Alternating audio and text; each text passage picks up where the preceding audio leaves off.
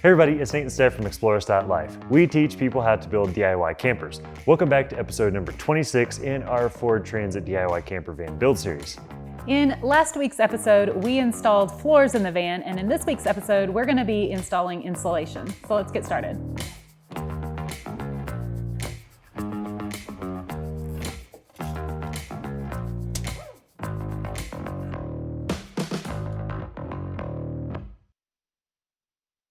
We are primarily using 3M Thinsulate in this particular build. We've got 70 linear feet, 5 feet wide. In a few spots where it's not making sense to use Thinsulate, we've also got Reflectix over there, as well as some rigid foam insulation. This is going to be our primary insulation, and those are just going to be supplementary as we need to. So I think that's pretty much it. You got anything else? Nope, I don't think so. Let's get started.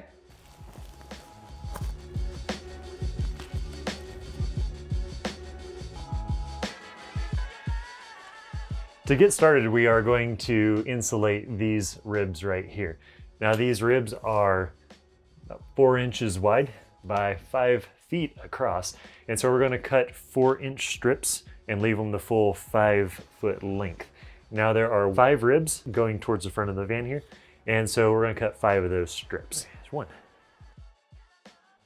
And to actually get the insulation through here, we're going to use fish tape. And what this is primarily used for electrical purposes, fishing wires through walls. This wire just comes out like that, and then we can feed this through that rib, attach the insulation on this side, and then pull it back through with the insulation, and then disconnect the insulation once it gets on this side, and then move on to the next one. Putting the insulation into tight cavities like the ceiling cross ribs was just about using the right combination of a screwdriver, fish tape, and cussing. It was pretty tight on the sides, but doable. Working from the center out to the sides was also pretty useful here. We zip tied the insulation to the fish tape and pulled it through, helping it out with a screwdriver along the way. We just finished up the ribs, and it got easier as we went along. The first one was kind of a pain, the last one was less of a pain. So we're going to move on. The next thing we need to do is we need to fill in all of the other spots. So these big spots that are exposed, these smaller spots that are kind of exposed, and we're just going to be cutting the Thinsulate to fit, spraying spray adhesive on top of Thinsulate, and then pushing it into place, and that's pretty much it. So let's get started. In the upper cavities, it was pretty easy to work in smaller sections, making sure that the insulation overlapped each other. As you'll see later in this video, this area is one of the hottest parts of the van when it's in the direct sunlight, so it's important to be thorough here. Once the squares were cut to shape, it was easy to spray a bit of spray adhesive behind the insulation onto the wall so that the insulation didn't sag. This was less messy than trying to spray the glue on a table or something like that we found. We put the insulation behind any wires so that we had access to them later as needed down the road. We also added an additional 2 inches or so on the tops and the bottoms so that the insulation could curve around a bit further to further insulate, as well as keep the insulation in place better. Next, we focused on the larger panels. This was the same as before. We just cut the insulation to size and glued it into place. A bit tedious, but not difficult. It was nice to be working with something where the measurements didn't need to be exact. Just measure and then add an inch or two and then stuff it into place. The front ceiling of the van behind the headliner is another really hot area of the van since the sun beats down on it directly.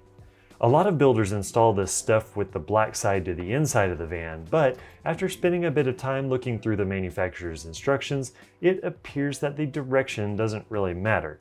So we opted for putting the white side to the inside of the van for 2 reasons. Number 1, it seemed easier to work with. And number 2, Grace said that she was going to quit if we added more black to the inside of the van, and I will say the white on the inside of the van sure does make lighting for videos easier. In our Sprinter back in the day, we used rigid foam insulation throughout the build, and with the weird curve of the ceiling, we actually never got around to insulating behind the headliner, which was a pain point for that build. This time around, we were able to stuff Thinsulate into every nook and cranny behind the headliner. We even insulated the headliner itself while we had it out, so that area actually has a double layer. For the ceiling pieces, we worked from the center to the edges. It was simply easier to keep everything lined up nice and easy that way.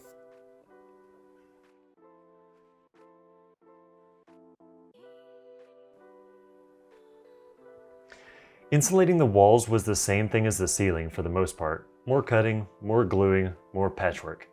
It's important to find somebody that's super detail-oriented and persistent to help with this part if you're like me and have a tendency to say, that's good enough too early.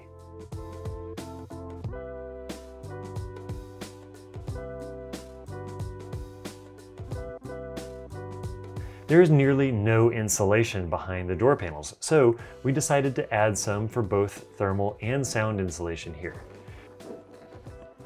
We took off the door panels, hard to see, traced the insulation, stabbed holes for the trim clips, marked out all the holes,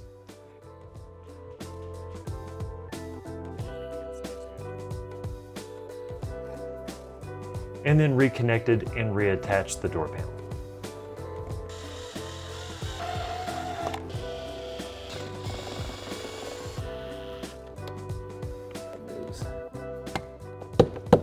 And through the power of movie magic, our double insulated headliner is reinstalled.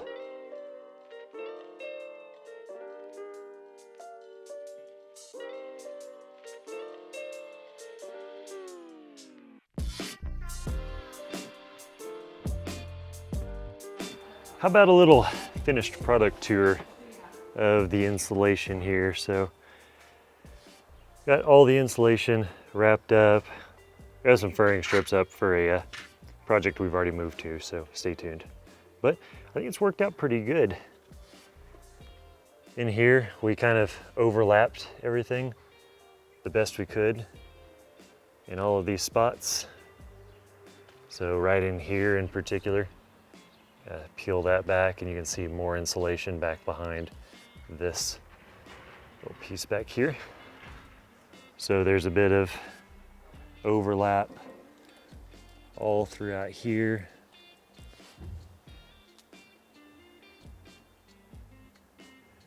We also added insulation behind the headliner up here.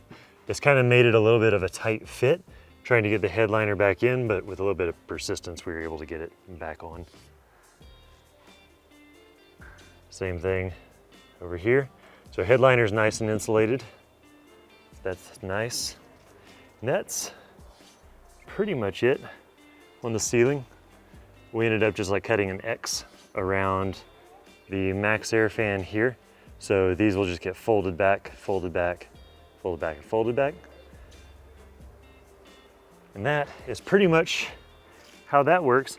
So let's do something else here and use a thermal camera and kind of see how this is actually looking. So the red spots are going to be the hotter spots.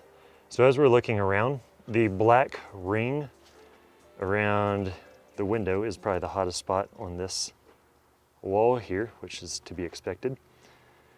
Insulation's doing pretty good. The hottest part of the van up here, you know, we're looking at 93, 95 degrees.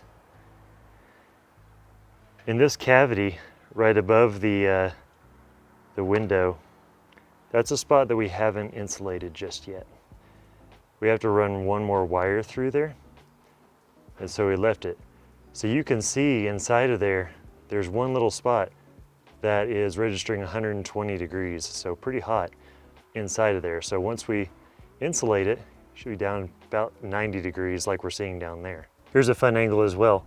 You can see right there, that red strip in the insulation.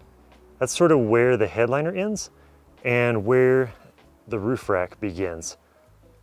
So you can actually see where the roof rack is covering the roof with all the solar panels up top. So I think it turned out pretty good. We can add insulation kind of as we go, as we add walls and everything like that, but we're pretty happy with how that turned out. And that pretty much wraps up the insulation portion of this build. If you're not sure how we got to this point in the build, be sure to tap below for our full transit build series playlist. And if you are all caught up, tap here to watch the next video in the series where we are going to be installing the walls and L-track on the walls. See you next week.